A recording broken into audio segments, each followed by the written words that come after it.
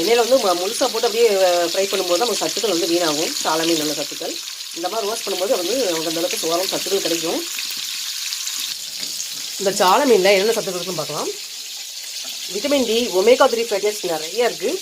Calcium, vitamin B12,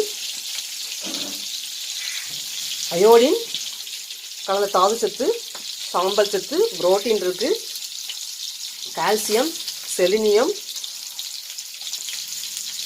amino அமிலங்கள், இவ்வளோ சத்துக்கள் இருக்குது இந்த சால மீனில். அதுதான் இன்றைக்கி ரோஸ்ட் பண்ணிகிட்டு இருக்கேன்.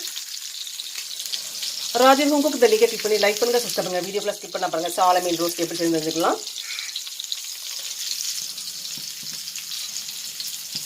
ரத்த சர்க்கரையை குறைக்க வைக்கிறவங்க இந்த சால மீனை சாப்பிடலாம். உடல் எடையை குறைக்க வைக்கிறவங்க இந்த சால மீனை சாப்பிடலாம். அமினோ அமிலங்கள் நிறைஞ்ச இந்த சால மீனில் உடல் எடையை குறைக்க உதவும் சத்துக்கள் நிறைய உண்டு. அதே மாதிரி